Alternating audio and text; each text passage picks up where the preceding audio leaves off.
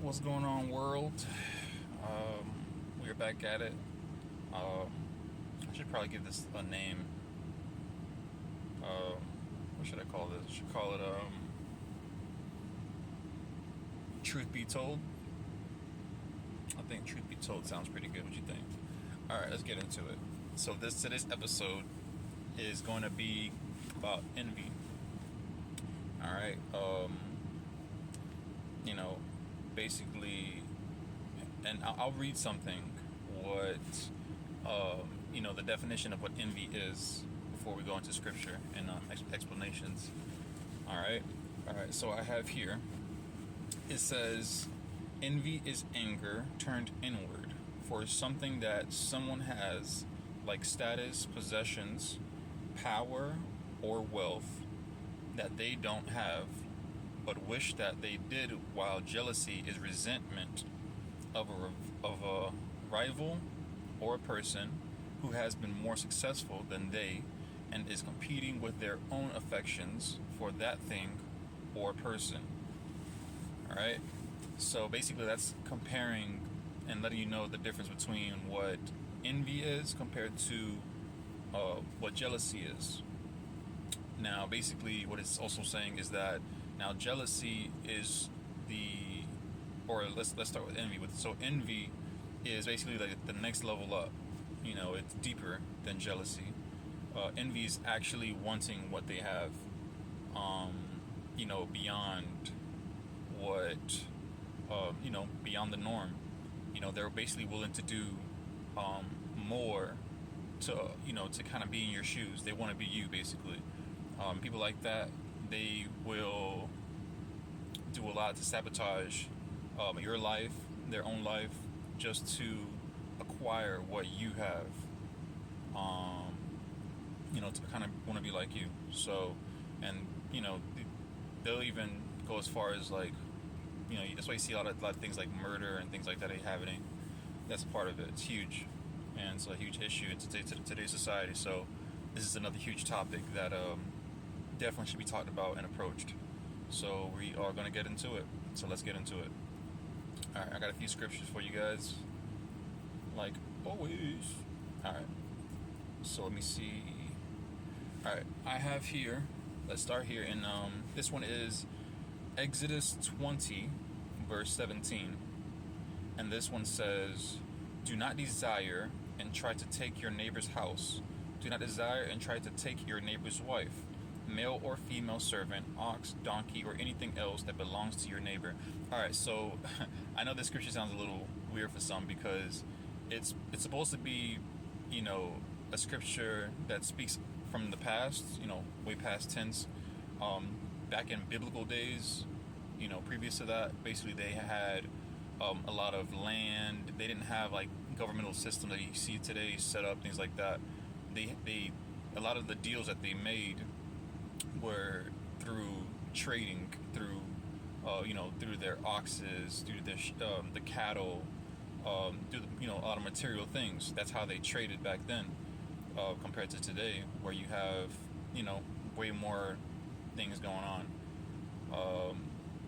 So basically, back then they were saying like, I mean, even though it's said for back then, it still applies for today, where it's basically saying like, don't want what your neighbor has. Don't want after their wife, their land, their house, their car, all these things that you see that they have. Don't want after it.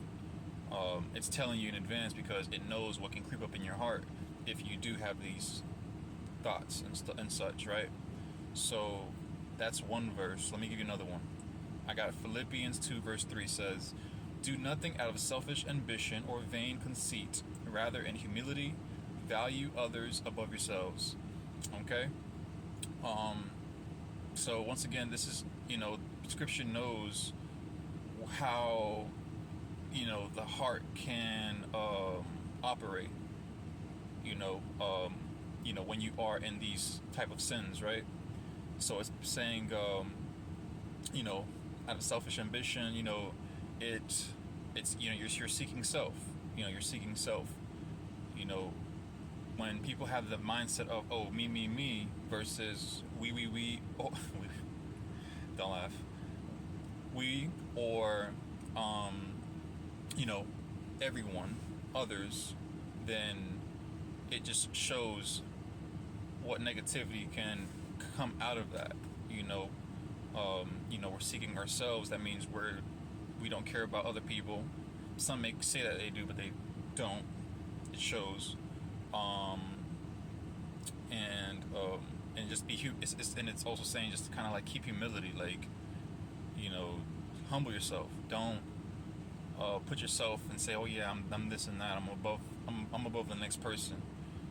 That kind of conversation don't get you nowhere, honestly. Like, in the long haul, you might think it does because you're boosting your own self up mentally, but it won't get you anywhere, because people can see through that. They'll see you in that, and then a lot of people honestly won't even want to hang around you because of it. All right, and I got another verse for you. It says, this one is James 3:16, right?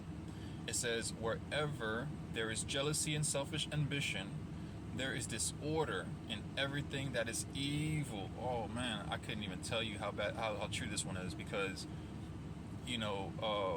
it's basically saying, like, wherever these things are present, there's like disorder, there's chaos, and then there's everything that's evil. I don't even have to give you the example of, if you look at the world right now, where we at right now, the governmental system, and